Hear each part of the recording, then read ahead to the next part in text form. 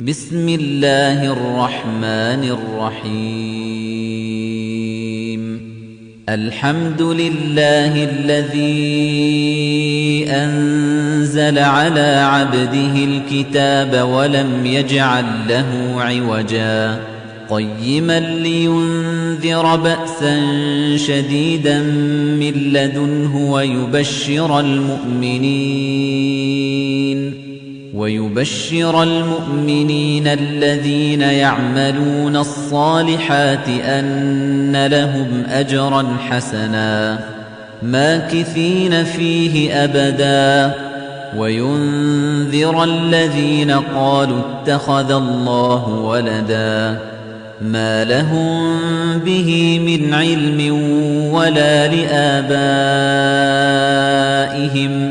كبرت كلمة تخرج من أفواههم إن يقولون إلا كذبا فلعلك باخع نفسك على آثارهم إن لم يؤمنوا بهذا الحديث أسفا إنا جعلنا ما على الأرض زينة لها لنبلوهم أيهم أحسن عملا وإنا لجاعلون ما عليها صعيدا جرزا أم حسبت أن أصحاب الكهف والرقيم كانوا من آياتنا عجبا إذ أوى الفتية إلى الكهف فقالوا ربنا آتنا من لدنك رحمة وهيئ لنا من أمرنا رشدا فضربنا على آذانهم في الكهف سنين عددا ثم بعثناهم لنعلم أي الحزبين أحصى لما لبثوا أمدا نحن نقص عليك نبأهم بالحق إنهم فتية آمنوا بربهم وزدناهم هدى وربطنا على قلوبهم إذ قاموا فقالوا ربنا رب السماوات والأرض لن ندعو من دونه إلها لقد قلنا إذا شططا هؤلاء قومنا اتخذوا من دونه آلهة لولا يأتون عليهم بسلطان بين فمن أظلم ممن افترى على الله كذبا وإذ اعتزلتموهم وما يعبدون إلا الله فأووا إلى الكهف ينشر لكم ربكم من رحمته ويهيئ لكم من أمركم مرفقا وترى الشمس إذا طلعت تزاور عن كهفهم ذات اليمين وإذا غربت تقرضهم ذات الشمال وهم في فجوة منه ذلك من آيات الله من يهد الله فهو المهتد ومن يضلل فلن تجد له وليا مرشدا وتحسبهم أيقاظا وهم رقود ونقلبهم ذات اليمين وذات الشمال وكلبهم باسط ذراعيه بالوصيد لو اطلعت عليهم لوليت منهم فرارا ولملئت منهم رعبا وكذلك بعثناهم ليتساءلوا بينهم قال قائل منهم كم لبثتم قالوا لبثنا يوما أو بعض يوم قالوا ربكم أعلم بما لبثتم فابعثوا أحدكم بورقكم هذه إلى المدينة فلينظر أيها أزكى طعاما فليأتكم برزق منه وليتلطف ولا يشعرن بكم أحدا إنهم إن يظهروا عليكم يرجموكم أو يعيدوكم في ملتهم ولن تفلحوا إذن أبدا وكذلك أعثرنا عليهم ليعلموا أن وعد الله حق وأن الساعة لا ريب فيها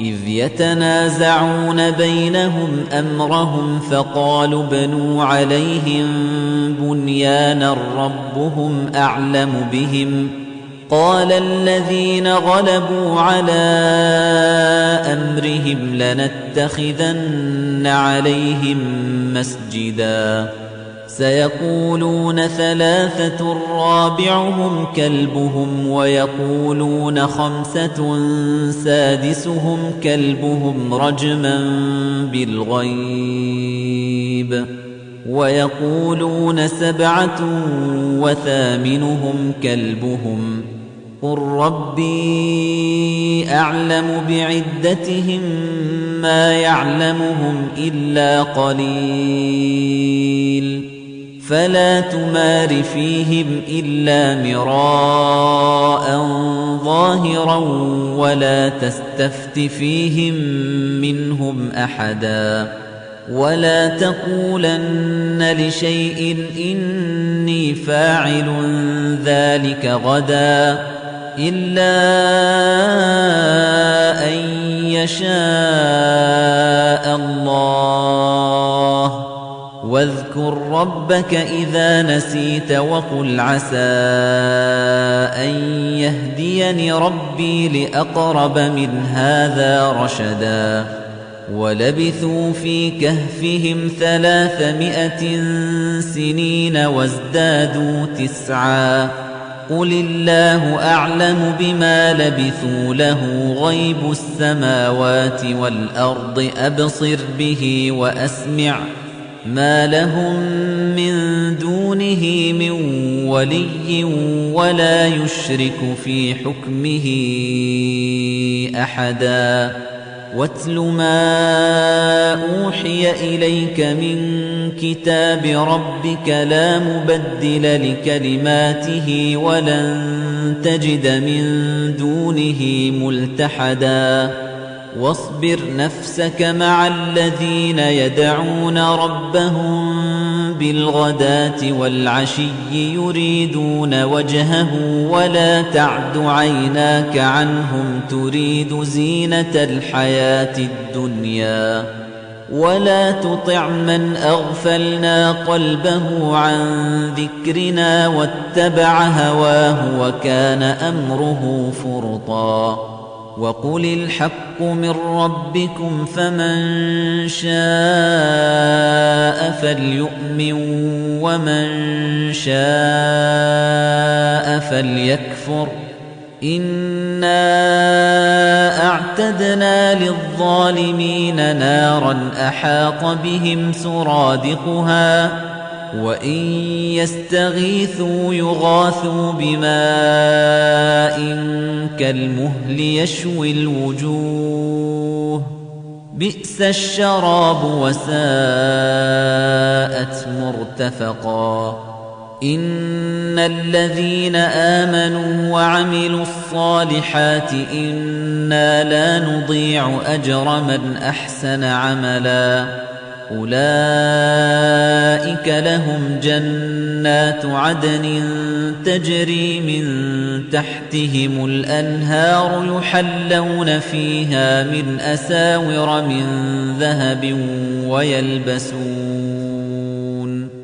يحلون فيها من أساور من ذهب ويلبسون ثيابا خضرا من سندس وإستبرق متكئين فيها على الأرائك نعم الثواب وحسنت مرتفقا واضرب لهم مثل الرجلين جعلنا لأحدهما جنتين من أعناب وحففناهما بنخل وجعلنا بينهما زرعا كلتا الجنتين آتت أكلها ولم تظلم منه شيئا وفجرنا خلالهما نهرا وكان له ثمر فقال لصاحبه وهو يحاوره أنا أكثر منك مالا وأعز نفرا ودخل جنته وهو ظالم لنفسه قال ما أظن أن تبيد هذه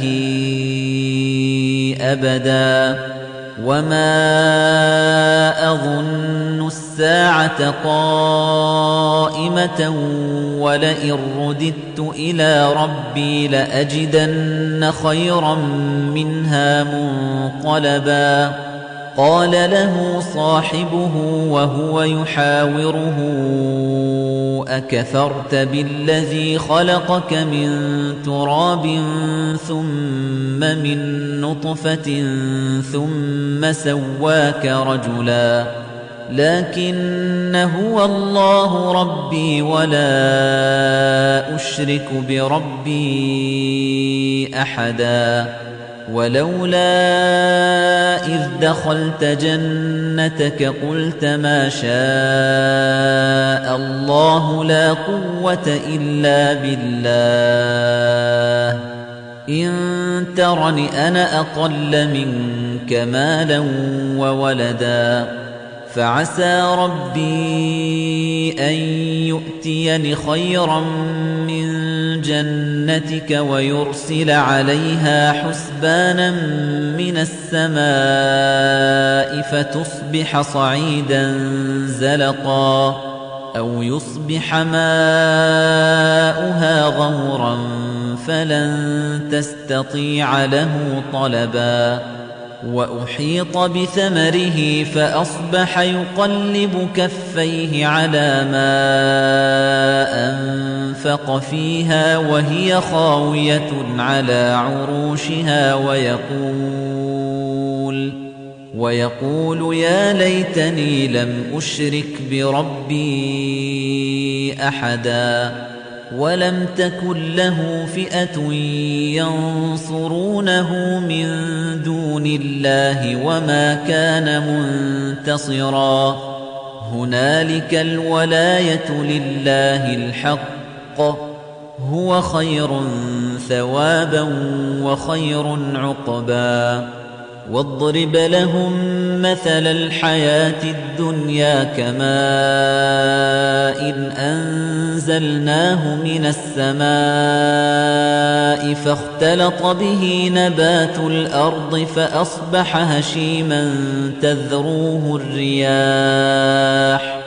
وكان الله على كل شيء مقتدرا المال والبنون زينة الحياة الدنيا والباقيات الصالحات خير عند ربك ثوابا وخير أملا ويوم نسير الجبال وترى الأرض بارزة وحشرناهم فلم نغادر منهم أحدا وعرضوا على ربك صفا لقد جئتمونا كما خلقناكم أول مرة بل زعمتم أن لن نجعل لكم موعدا ووضع الكتاب فترى المجرمين مشفقين مما فيه ويقولون يا ويلتنا ما لهذا الكتاب لا يغادر صغيرة ولا كبيرة إلا أحصاها ووجدوا ما عملوا حاضرا ولا يظلم ربك أحدا وإذ قلنا للملائكة اسجدوا لآدم فسجدوا إلا إبليس كان من الجن ففسق عن أمر ربه أفتتخذونه وذريته أولياء من دوني وهم لكم عدو بئس للظالمين بدلا ما أشهدتهم خلق السماوات والأرض ولا خلق أنفسهم وما كنت متخذ المضلين عضدا ويوم يقول نادوا شركائي الذين زعمتم فدعوهم فلم يستجيبوا لهم وجعلنا بينهم موبقا ورأى المجرمون النار فظنوا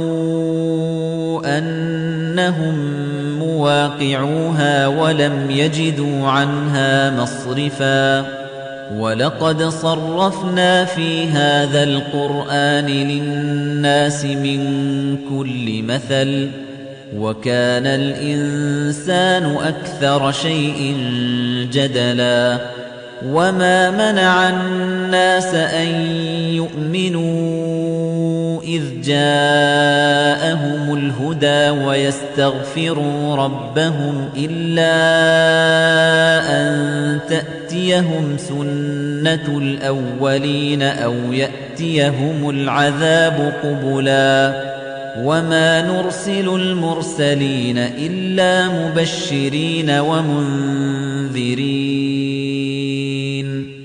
ويجادل الذين كفروا بالباطل ليدحضوا به الحق واتخذوا آياتي وما أنذروا هزوا ومن أظلم ممن ذكر بآيات ربه فأعرض عنها ونسي ما قدمت يداه إنا جعلنا على قلوبهم أكنة أن يفقهوه وفي آذانهم وقرا وإن تدعهم إلى الهدى فلن يهتدوا إذن أبدا وربك الغفور ذو الرحمة لو يؤاخذهم بما كسبوا لعجل لهم العذاب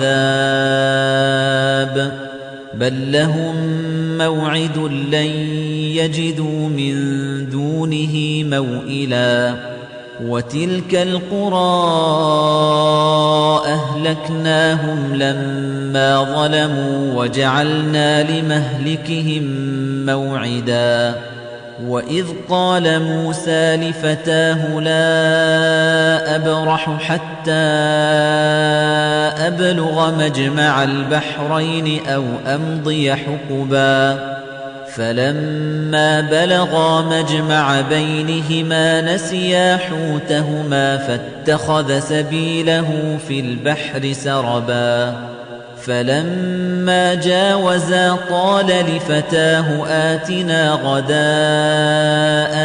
لقد لقينا من سفرنا هذا نصبا قال أرأيت إذ أوينا إلى الصخرة فإني نسيت الحوت وما أنسانيه إلا الشيطان أن أذكره واتخذ سبيله في البحر عجبا قال ذلك ما كنا نبغ فارتدا على آثارهما قصصا فوجدا عبدا من عبادنا آتيناه رحمة من عندنا وعلمناه من لدنا علما قال له موسى هل أتبعك على أن تعلمني مما علمت رشدا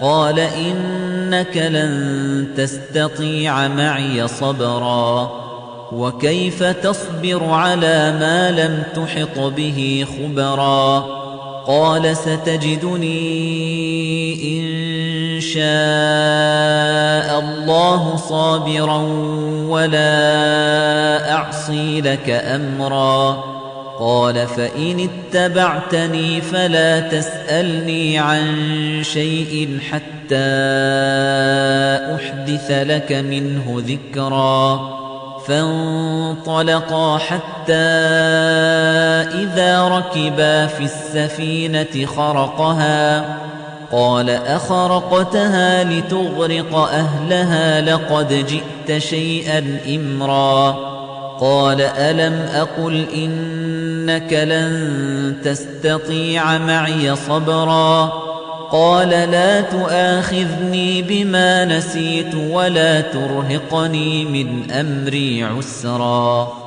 فانطلقا حتى إذا لقيا غلاما فقتله قال أقتلت نفسا زكية بغير نفس لقد جئت شيئا نكرا قال ألم أقل لك إنك لن تستطيع معي صبرا قال إن سألتك عن شيء بعدها فلا تصاحبني قد بلغت من لدني عذرا فانطلقا حتى إذا أتيا أهل قرية استطعما أهلها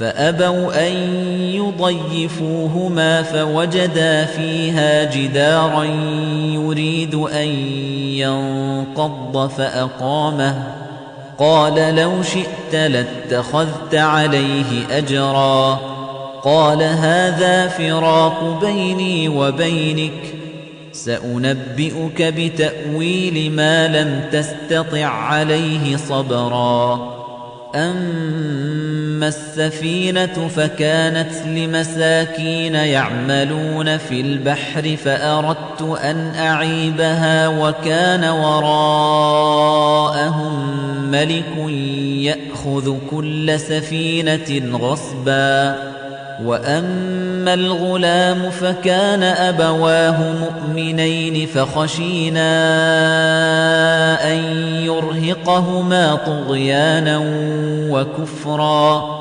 فأردنا أن يبدلهما ربهما خيرا منه زكاة وأقرب رحما وأما الجدار فكان لغلامين يتيمين في المدينة وكان تحته كنز لهما وكان أبوهما صالحا فأراد ربك أن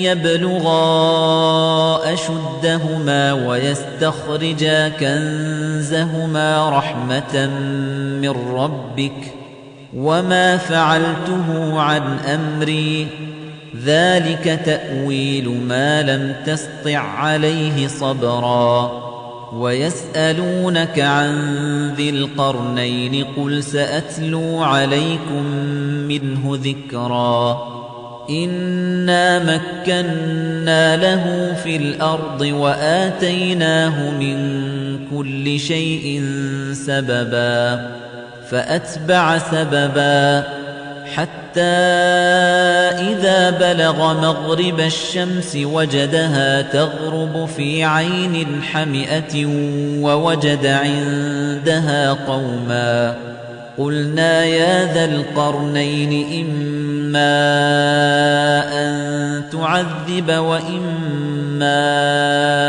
أَن تَتَّخِذَ فِيهِمْ حُسْنًا قَالَ أَمَّا مَن ظَلَمَ فَسَوْفَ نُعَذِّبُهُ ثُمَّ يُرَدُّ إِلَىٰ رَبِّهِ فَيُعَذِّبُهُ عَذَابًا نُكْرًا وَأَمَّا مَنْ آمَنَ وَعَمِلَ صَالِحًا فَلَهُ جَزَاءً الْحُسْنَى وَسَنَقُولُ لَهُ مِنْ أَمْرِنَا يُسْرًا ثُمَّ أَتْبَعَ سَبَبًا حَتَّى إِذَا بَلَغَ مَطْلِعَ الشَّمْسِ وَجَدَهَا تَطْلُعُ عَلَىٰ قَوْمٍ لَّمْ نَجْعَل لَّهُم مِّن دُونِهَا سِتْرًا كَذَلِكَ وَقَدْ أَحَطْنَا بِمَا لَدَيْهِ خُبْرًا ثُمَّ أَتْبَعَ سَبَبًا حَتَّى إِذَا بَلَغَ بَيْنَ السَّدَّيْنِ وَجَدَ مِن دُونِهِمَا قَوْمًا لَّا يَكَادُونَ يَفْقَهُونَ قَوْلًا قَالُوا يَا ذَا الْقَرْنَيْنِ إِنَّ يَأْجُوجَ وَمَأْجُوجَ مُفْسِدُونَ فِي الْأَرْضِ فَهَلْ نَجْعَلُ لَكَ خَرْجًا عَلَىٰ أَن تَجْعَلَ بَيْنَنَا وَبَيْنَهُمْ سَدًّا قَالَ مَا مَكَّنِّي فِيهِ رَبِّي خَيْرٌ فَأَعِينُونِي بِقُوَّةٍ أَجْعَلْ بَيْنَكُمْ وَبَيْنَهُمْ رَدْمًا آتوني زبر الحديد حتى إذا ساوى بين الصدفين قال انفخوا حتى إذا جعله نارا قال آتوني أفرغ عليه قطرا فما استطاعوا أن يظهروه وما استطاعوا له نقبا قال هذا رحمة من ربي فإذا جاء وعد ربي جعله دكاء وكان وعد ربي حقا وتركنا بعضهم يومئذ يموج في بعض ونفخ في الصور فجمعناهم جمعا وعرضنا جهنم يومئذ للكافرين عرضا الذين كانت أعينهم في غطاء عن ذكري وكانوا لا يستطيعون سمعا أفحسب الذين كفروا أن يتخذوا عبادي من دوني أولياء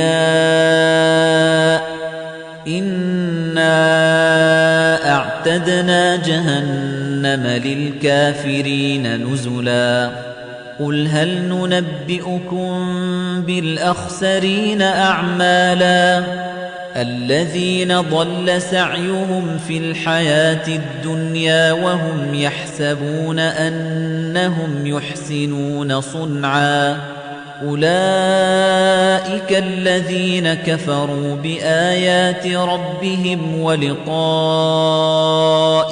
فحبطت أعمالهم فلا نقيم لهم يوم القيامة وزنا ذلك جزاؤهم جهنم بما كفروا واتخذوا آياتي ورسلي هزوا إن الذين آمنوا وعملوا الصالحات كانت لهم جنات الفردوس نزلا خالدين فيها لا يبغون عنها حولا قل لو كان البحر مدادا لكلمات ربي لنفد البحر قبل أن تنفد كلمات ربي ولو جئنا بمثله مددا قل إنما أنا بشر مثلكم يوحى إلي أنما إلهكم إله واحدة فمن كان يرجو لقاء ربه فليعمل عملا صالحا ولا يشرك بعبادة ربه أحدا. Kahf surasi Makkada nozil qilingan 110 oyatdan iborat. Kahf g'or degani. Surada ajib bir tarixiy voqea, Ashabi Kahf voqeasi bayon etilgan. Unda tavhid, iymon yo'lida zolim shoh zulmidan qochib bir g'orga yashiringan yigitlar va Musa bilan Xizr alayhissalom, Zulqarnayn qissalari o'z ifodasini topgan. Mehribon va rahimli Alloh nomi ila.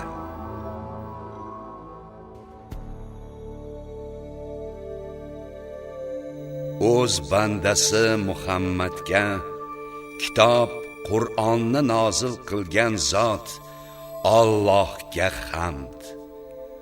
Uni Qur'onni ma'no va mazmunda qing'ir qilmadi, balki u to'g'ri, haq va rostdir. Huzuridan keluvchi qattiq azob bilan ogohlantirish va ezgu ishlarni qiladigan mu'minlarga yaxshi mukofot, jannat xushxabarini berish. Ular u yer jannatda mangu qoluvchilardir. Shuningdek, Allohning farzandi bor deganlarni ogohlantirish uchun kitobni nozil qildi. Mushriklar zotan uni farzand mohiyatini o'zlari ham, ota-bobolari ham yaxshi bilmaslar. Og'izlaridan chiquvchi bu so'z og'irdir. Ular faqat yolg'onni so'zlayaptilar. Ey Muhammad, ular ushbu so'zga, Qur'onga iymon keltirmasalar, ehtimol siz ularning ortidan afsuslik bilan o'zingizni halok qiluvchidirsiz. Albatta, biz odamlardan qaysilari chiroyliroq amal qilishlarini sinash uchun yer yuzidagi bor narsani unga, yerga zinat qilib qo'ydik. Biz shubhasiz uning ustini bezaksiz, silliq va quruq qilib qo'yuvchi hamdirmiz. Balki Kahf g'or va Raqim bitik egalarini bizning mo'jizalarimizning eng ajoyibidan deb hisoblagandirsiz. Qayski yigitlar g'orga panoh istab borishib, ey Rabbimiz, bizlarga o'z huzuringdan rahmat ato etgin va bizlarning ishimizni o'zing to'g'rilagin dedilar. Bas, o'sha g'orda bir necha yil ularning quloqlariga urib, uxlatib qo'ydik. So'ngra ularning ichidagi ikki guruhdan qaysi biri turgan muddatlarini to'g'ri hisoblashlarini bilish, sinash uchun ularni uyg'otdik. Ey Muhammad, biz sizga ularning xabarini haqiqatan aytib berurmiz.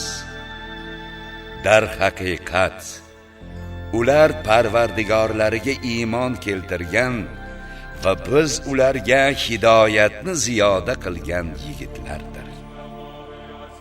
Biz ularning dillari, iymonlarini quvvatlantirdik. O'shanda ular zolim shoh qarshisida turib dedilar: bizning Rabbimiz osmonlar va yerning Parvardigoridir. Bizlar undan o'zga ilohga sira iltijo qilmaymiz. Aks holda nohaq so'zni aytgan bo'lurmiz. Ana u qavmimiz esa undan o'zgalarni iloh qilib oldilar. koshki o'zlari uchun biror aniq hujjat keltirsalar, bas Alloh sha'niga yolg'on to'qigan kimsadan ko'ra kim ham zolimroqdir? Bir-birlariga dedilar: modomiki ulardan, mushriklardan va Allohdan o'zga ular sig'inayotgan narsalardan yuz o'girgan ekansiz, endi g'orga panoh izlab boringiz. Rabbingiz sizlarga o'z rahmatini keng qilur va ishlaringizdan biror yaxshi natija chiqarur. Quyosh chiqishida g'orlarining o'ng tarafidan o'tib ketganini, botishida esa ularning chap tomoni bo'ylab yiroqlashib ketganini, ular esa hamon uning keng bag'rida ekanlarini ko'rasiz. Bu ham Allohning mo'jizalaridan biridir. Kimni Alloh hidoyat etsa, bas o'shagina hidoyat topuvchidir. Kimni adashtirsa, bas uning uchun to'g'ri yo'lga soluvchi do'st topa olmassiz. Uxloq bo'lsalar-da, ko'zlari ochiq bo'lgani uchun ularni uyg'oq deb o'ylaysan. Biz ularni chirib ketmaslari uchun o'ng tomon, so'l tomonga aylantirib turarmiz. Ularning iti esa ostonada ikki old oyoqlarini uzatib yotur. Agar ularni ko'rib qolsangiz, dahshatga tushib, ulardan yuz o'girib qochib ketgan bo'lar edingiz. O'zaro savol-javob qilishlari uchun ularni shu tarzda uyg'otdik. Ulardan biri dedi: qancha turdingiz? Ularning ayrimlari bir kun yoki yarim kun dedilar. Qolganlari esa qancha uxlab turganingizni Rabbingiz bilur. Endi birortangizni shu pulingiz bilan shaharga jo'natingiz. U eng pokroq taomlarni qarab, sizlarga undan ozuqa olib kelsin. U lutf bilan ehtiyotkorona yursin va sizlarni hech kimga sezdirib qo'ymasin. Chunki ular, shahar ahli, sizlardan ogoh bo'lib qolsalar, sizlarni toshbo'ron qilurlar yoki sizlarni o'zlarining botil dinlariga qaytarurlar va u holda sira najot topa olmaysiz deyishdi. Shunday qilib Allohning qayta tiriltirishi haqidagi va'dasi haq ekanini va qiyomatning kelishi shaksiz ekanini bilishlari uchun odamlarni g'or yigitlaridan xabardor qildik. O'shanda vafot etishgach, o'zaro ularning ishlari haqida tortisha boshladilar. Bas, ba'zi kishilar ularning ustiga uylar bino qilingiz. Parvardigorlari ularni yaxshi biluvchidir dedilar.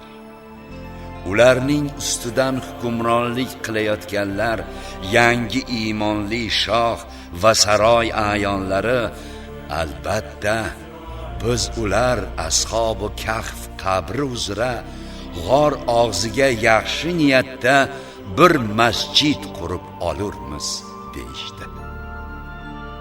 Hali ular Muhammadga zamondosh Yahudi, Nasoro va musulmonlarning ayrimlari o'sha ashabi kahf adadini 3 tadir, 4-chilari itlaridir desalar, boshqalari 5 ta bo'lib 6-chilari itlaridir deb g'aybga tosh oturlar.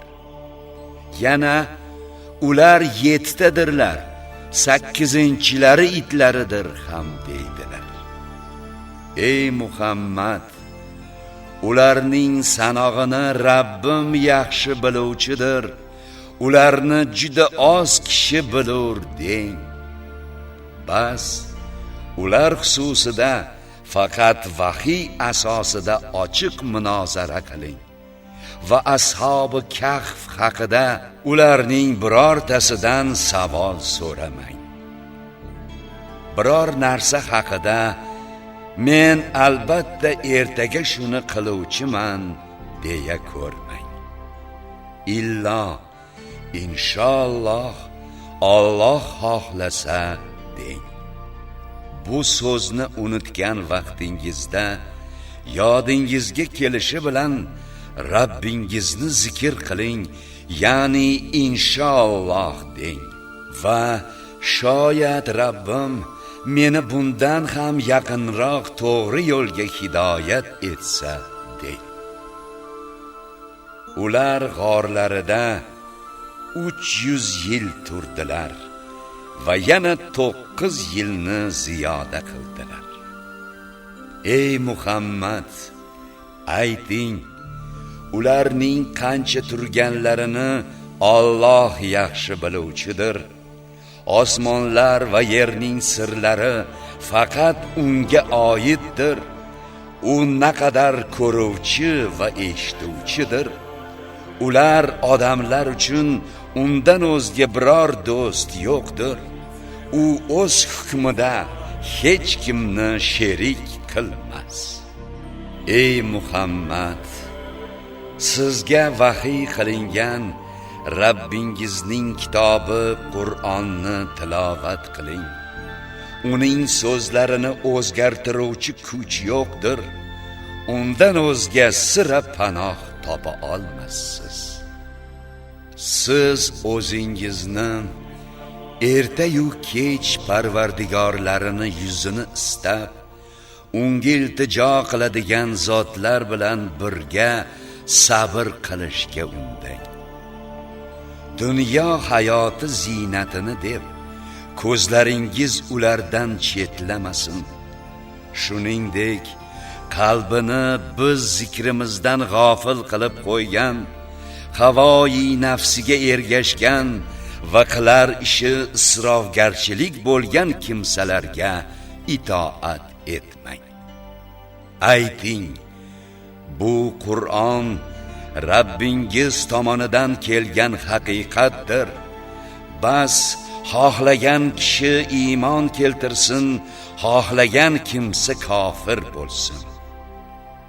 Aniqki, biz zolim kofirlar uchun alangalari ularni qamrab oladigan do'zaxni tayyorlab qo'yganmiz. Agar ular tashnalikka chidamay yalinsalar, eritilgan yog' kabi yuzlarni kuydiruvchi suv berilur. Naqadar yomon ichimlik u, naqadar yomon joy u. Iymon keltirgan va solih amallarni qilgan zotlar esa bilib qo'ysinlarki, albatta biz yaxshi amallarni qilgan kishining mukofotini zoye qilmasmiz.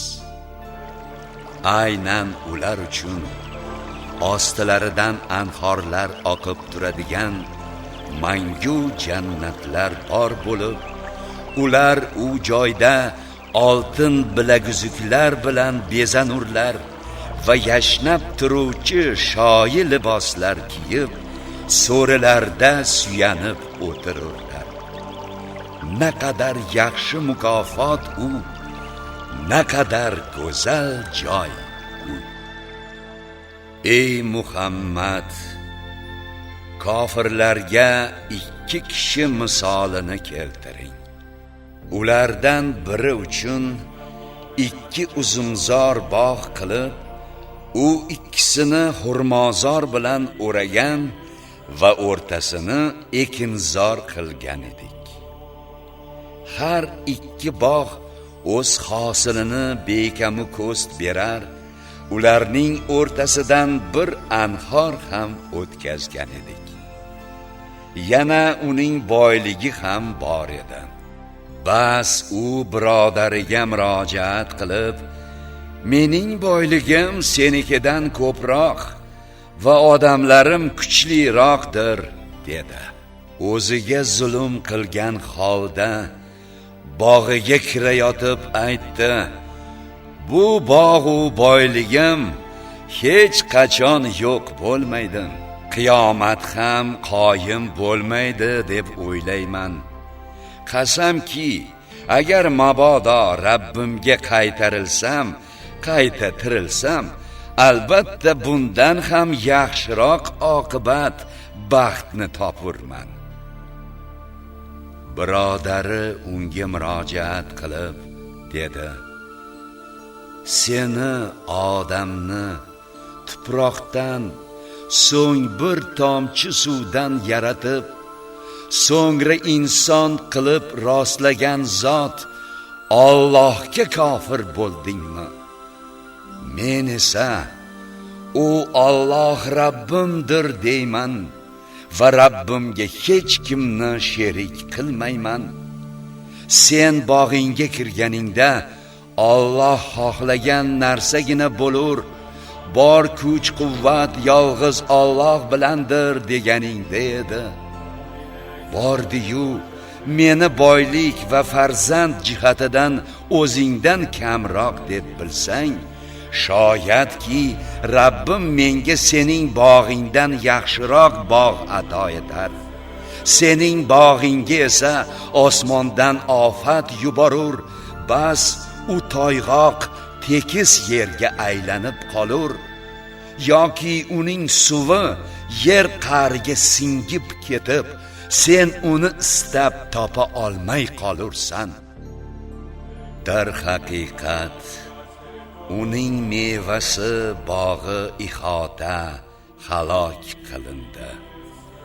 O'zi esa huvullab qolgan ishkomlarni ko'rib va ularga sarflangan narsalarni o'ylab, chapak chalganicha pushaymon bo'lib, qani edi men ham Rabbimga hech kimni sherik qilmaganimda deb qoladi. Shuningdek, uning uchun Allohdan o'zga na bir yordam beradigan guruh bo'ldi va na o'ziga yordam bera oluvchi bo'ldi. U joyda qiyomatda madad faqat haq Alloh izmidadir. U mukofoti yaxshi va oqibati xayrli zotdir. Ey Muhammad, odamlarga dunyo hayoti misolini keltiring. U xuddi bir suv kabidirki, biz uni osmondan yog'dirgach, bahorda u sababli yer o'simliklari bir-biriga aralashib, qalinlashib ketur. So'ngra kuzda shamollar uchirib ketadigan xashakka aylanib qolur. Alloh hamma narsaga qodir zotdir. Mol-mulk, farzandlar dunyo hayotining ziynatidir. Rabbingiz nazdida esa boqiy qoluvchi solih amallar savobliroq va orzu qilishga loyiqroqdir. Tog'larni bulutlardek yurgizadigan va sizlar yerni tep-tekis, tog'u bog'larsiz ko'radigan kunni, qiyomatni eslangiz. U kunda biz ulardan birortasini qo'ymay yig'amiz. Ular saf tortgan hollarida Rabbingizga ro'baro qilinadilar va biz ularga ayturmiz: mana sizlarni ilk bor qanday yaratgan bo'lsak, shunday holda kiyimsiz holingizda huzurimizga keldingiz. Balki sizlarga biz va'da qilgan kunni, qiyomatni paydo qila olmas deb o'ylagandirsiz. So'ngra har bir kishining nomi a'moli o'z qo'liga qo'yilur. Bas gunohkorlarning unda bitilgan narsalardan dahshatga tushib, holimizga voy, bu qanday kitobki, na kichik va na katta gunohni qoldirmay barchasini hisoblab qo'yibdi deyishlarini ko'rursiz. Ular qilgan barcha amallarini naqd holda topurlar. Rabbingiz hech kimga zulm qilmas. Eslang, ey Muhammad, farishtalarga odamga sajda qiling deyishimiz bilan sajda qildilar. Faqat iblis sajda qilmadi. U jinlardan edi. Bas Parvardigorining amriga bo'yin sunishdan bosh tortdi. Endi sizlar, ey odam bolalari, meni qo'yib, uni, iblisni va zurriyotlarini do'st tutasizmi? Ular sizlarga dushman-ku. U iblis zolimlar uchun Allohning o'rniga naqadar yomon o'rin bosarlar. Men ularni, iblis va uning zurriyotini na osmonlar va yerni yaratishga va na o'zlarini yaratishga guvoh qilgan emasman. Shuningdek, bu yo'ldan ozdiruvchilarni o'zimga dastyor qilib ham olganim yo'q. U kunda, qiyomatda Alloh sizlar mening sheriklarim deb o'ylagan butlaringizni chaqiringiz der. Bas, ularni chaqirganlarida ular javob qilmaydilar, chunki biz ularning o'rtalarida halokat chohini, do'zaxni paydo qilib qo'ygan bo'lamiz. Gunohkorlar do'zaxni ko'rib, o'zlarining unga tushuvchi ekanliklarini biladilar, ammo undan qochishga joy topmaydilar. Biz bu Qur'onda odamlarga turli masalalardan bayon qildik. Dar haqiqat, inson ko'p janjal, bahs qiluvchidir.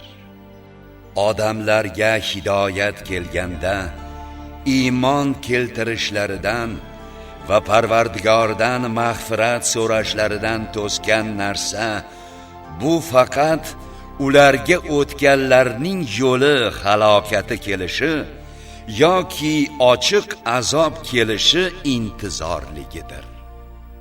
Biz payg'ambarlarni faqat xushxabar beruvchi va ogohlantiruvchi sifatidagina yuborurmiz. Kofir bo'lganlar esa botil hujjatlar bilan tortishib, uning yordamida haqiqatni toydirmoqchi bo'lurlar.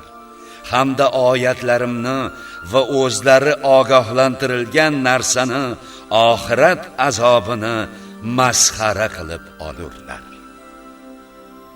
Parvardigorining oyatlari bilan nasihat qilingach, ulardan yuz o'girgan, o'zi qilib o'tgan gunohlarini unutib qo'ygan kimsadan ko'ra kim zolimroqdir? Dar haqiqat, biz Qur'onni anglamasliklari uchun ularning dillarini pardalab, quloqlarini og'ir qilib qo'ydik. Demak, agar siz ularni hidoyatga chaqirsangiz ham sira hidoyatga yurmaslar. Rabbingiz g'afur, mag'firatli va rahim sohibidir. Agar ularni qilgan gunohlari sababli tutganida ularga azobni naqd qilgan bo'lar edi. Yo'q, ular uchun va'da qilingan bir vaqt qiyomat borki, undan o'zga biror panoh topa olmaslar. Ana u shaharlar aholisini zulm qilishgach, halokat paytlarini aniq belgilab qo'yib halok qildik. Musa o'z yigitiga shogirdi Yufsha ibn Nunga to ikki dengiz qo'shiladigan yerga yetmaguncha yoki uzoq muddat kezmaguncha yurishdan to'xtamayman degan paytini eslangiz. Qachonki u ikkisi ikki dengiz qo'shiladigan yerga yetishgach baliqlarini unutdilar. Bas u baliq dengiz qa'riga yo'l oldi. Bas qachonki u yerdan o'tishgach Musa yigitiga nonushtamizni keltir. Haqiqatan bu safarimizdan juda charchadik dedi. U Yufsha aytdi: "Buni ko'ring. Biz dengiz sohilidagi qoyaga borib orom olgan paytimizda men baliqni unutibman. Buni sizga aytishni faqat shayton yodimdan chiqardi. U baliq dengizga yo'l olibdi. Ajabo." Musa dedi: "Mana shu biz istagan narsa edi." So'ngra Xizrni qidirib izlariga qaytdilar. Bas bandalarimizdan bir bandani Xizrni topdilar. Biz unga o'z dargohimizdan rahmat ato etgan va o'z huzurimizdan ilm bergan edik. Musa unga: "Senga bildirilgan bilimdan menga ham to'g'ri yo'lni ta'lim berishing uchun senga ergashsam maylimi?" dedi. U Xizr aytdi: "Aniqki, sen men bilan birga ilm muammolariga sabr qila olmaysan. Zotan o'zing egallab xabardor bo'lmagan narsaga qanday sabr qilursan?" Musa dedi: "Inshaalloh sen mening sabrli ekanimni ko'rursan. Men biror ishda senga itoatsizlik qilmasman." U Xizr aytdi: "Bas, agar menga ergashsang, to o'zim senga aytmagunimcha biror narsa haqida mendan so'ramagin." Bas ikkisi yo'lga tushdilar. Borib bir kemaga minishlari bilan Xizr kemani teshib qo'ydi. Musa aytdi: "Odamlarini g'arq qilish uchun uni teshdingmi? Juda nojo'ya ish qilding-ku." U Xizr dedi: "Men bilan birga sabr qilishga toqating sira yetmaydi demaganmidim?" Musa aytdi: "Unutganim uchun meni ayblamagin va bu ishim sababli meni mashaqqatga duchor ham qilmagin." So'ngra yana yo'lga tushdilar. Borib bir bolani uchratganlarida Xizr uni qatl etdi. Buni ko'rgach Musa dedi: "Hech kimni o'ldirmagan bir begunoh jonni o'ldirding-a? Haqiqatan sen xunuk ish qilding."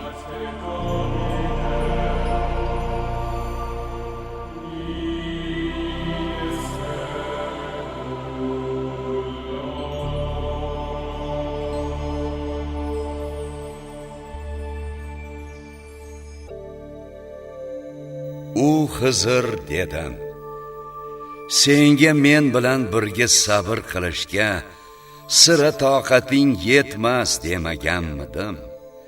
Musa dedi: "Agar bundan keyin sendan biror narsa haqida so'rasam, menga hamroh bo'lmagin. Men tomondan uzr qabul qilish me'yoriga yetgan bo'lursan." So'ngra ular yana yo'lga tushdilar. To bir shahar ahlining oldiga kelib, ulardan taom so'ragan edilar. Ularni mehmon qilishdan bosh tortishdi. Keyin o'sha joyda yiqilay deb turgan bir devorni ko'rishgach, Xizr uni tiklab qo'ydi. Musa dedi: agar xohlasang bu ishing uchun haq olishing mumkin edi. U Xizr aytdi: mana shu sen bilan mening ajrashimizdir. Endi men seni sabr qilishga toqating yetmagan narsalarning ta'vili, sharhidan ogoh qilurman.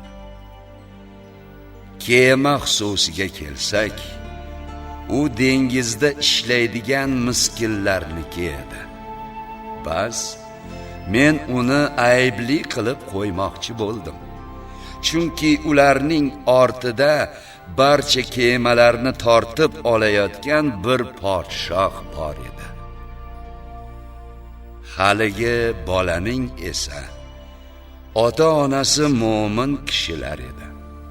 Bas biz u bola tug'yon va kufr bilan ularni qiynab qo'yishidan qo'rqdik. Shu sababdan ularga Parvardigorlari u boladan ko'ra pokizaroq va undan ko'ra mehribonroq boshqa bir bolani badal qilib berishini istadik. Endi devor esa shu shahardagi 2 yetim bolaniki bo'lib, uning ostida ular uchun bir xazina bor edi. Ularning otasi solih kishi edi. Bas Rabbing ular voyaga yetib, Rabbingning rahmati bo'lmish xazinalarini chiqarib olishlarini iroda qildi. Men bu ishlarni o'zimcha qilganim yo'q. Mana shu sen sabr qilishga toqating yetmagan narsalarning ta'vili. Ey Muhammad, sizdan Zulqarnayn haqida so'raydilar. Ayting, men sizlarga u haqdagi xabarni hozir o'qib berurman. Dar haqiqat biz unga, Zulqarnaynga yer yuzida martaba berdik va istagan barcha narsasiga yo'l imkoniyat ato etdik. Bas u avval g'arbga qarab yo'l oldi. Ketayotib quyosh botadigan joyga yetgach, uning quyoshning bir loyqa yoki qaynoq buloq ortiga botayotganini ko'rdi va buloqning oldida bir qavmni uchratdi. Biz, ey Zulqarnayn, yo ularni azobga duchor qilursan, yoki ularga yaxshi muomalada bo'lursan, dedik. U aytdi: zulm qilgan kimsani albatta azoblagaymiz. So'ngra Parvardigoriga qaytarilgach, u zot uni yanada xunuk azob bilan azoblagay. Endi iymon keltirib, ezgu ish qilgan kishiga kelsak, uning uchun go'zal mukofot jannat bo'lur. Biz ham unga ishimizdan osonlarini buyururmiz. So'ngra u sharqqa qarab yo'l oldi. Ketayotib quyosh chiqadigan joyga yetib borgach, uning quyoshning bir qavm uzra chiqayotganini ko'rdi. Biz ular uchun undan quyoshdan to'suvchi biror parda qilmagan edik. Uning ishi shunaqa. Albatta biz uning huzuridagi ilmlarni ihota qilib olganmiz. So'ngra u yana yo'l oldi. Ketayotib 2 tog' o'rtasiga yetib kelgach, u tog'lar ortida gapni sira anglamaydigan qavmni uchratdi. Ular: ey Zulqarnayn, albatta shu tog'lar ortidagi Yajuj va Majuj qabilalari yer yuzida buzg'unchilik qiluvchilardir. Bizlar senga bir miqdor haq to'lasak, biz bilan ularning o'rtasiga bir to'g'on qurib berurmisan, dedilar. Zulqarnayn aytdi: Rabbimning menga ato etgan narsalari sizlar beradigan narsadan yaxshiroqdir. Bas, sizlar menga kuch-quvvat bilan yordam beringiz, toki men sizlar bilan ularning, Yajuj va Majujning o'rtangizga bir to'siq, to'g'on bino qilay. Sizlar menga temir parchalarini keltiringiz. To parchalar ikkala tog' yonbag'rilari bilan barobar bo'lgach, olovga dam uringiz, dedi. Bas, qachon u temir tersaklarni olovga aylantirgach, eritgach, dedi.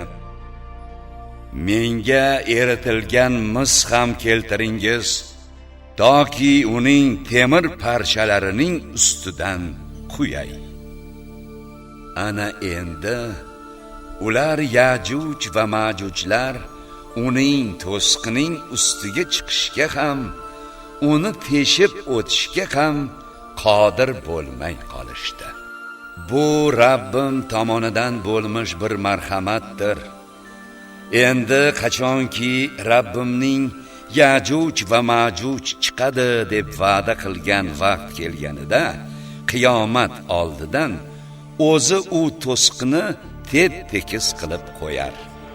Rabbimning va'dasi haqdir, dedi u. U kunda, qiyomatda odamlarni bir-birlariga aralashtirib tashlaymiz. Sur chalingach, ularning barchalarini to'playmiz. U kunda kofirlarga jahannamni namoyish qilurmiz. Ularning ko'zlari dunyoda mening zikrimdan to'silgan bo'lib, ular nasihatlarimni eshitishga ham qodir emas edilar. Yoki kofir bo'lganlar meni qo'yib, bandalarimni do'st tutishni o'yladilarmi? Haqiqatan biz jahannamni kofirlar tushadigan joy qilib qo'ygandirmiz. Ey Muhammad, ayting, sizlarga qilmishlaridan eng ko'p ziyon ko'ruvchilarning xabarini beraylikmi? Ular qilgan sa'yi harakatlari dunyo hayotidayoq yo'q bo'lib ketgan u, ammo o'zlarini ishni chiroyli qilayotgan hisoblaydilar. Ular Parvardigorlarining oyatlarini va u zot bilan muloqotda bo'lishni inkor etishib, butun ish amallari behuda ketgan kimsalardir. Bas, biz qiyomat kunida ular amallari uchun hech qanday vaznni qoyim qilmasmiz. Kofir bo'lganlari hamda oyatlarimni va payg'ambarlarimni masxara qilganlari sababli ularning jazolari o'sha jahannamdir. Albatta, iymon keltirgan va ezgu ishlarni qilgan zotlar uchun Firdavs bog'lari manzil bo'lur. Ular u joylarda mangu qolib, undan boshqa joyga ko'chishni istamaslar. Ayting, bordi-yu dengiz suvi Rabbimning so'zlari, ilmu hikmatlarini bitish uchun siyoh bo'lsa va yana shuncha siyoh keltirsak ham, Rabbimning so'zlari bitishidan ilgari u dengizlar tugab bitar. Ey Muhammad, ularga ayting, dar haqiqat men ham sizlar kabi bir bashardirman. Faqat menga ilohingiz yolg'iz iloh ekani haqida vahiy etilmoqda. Bas, kimki Parvardigori bilan muloqotda bo'lishdan umidvor bo'lsa, u holda ezgu amal qilsin va Parvardigoriga ibodat qilishda hech kimni unga sherik qilmasin.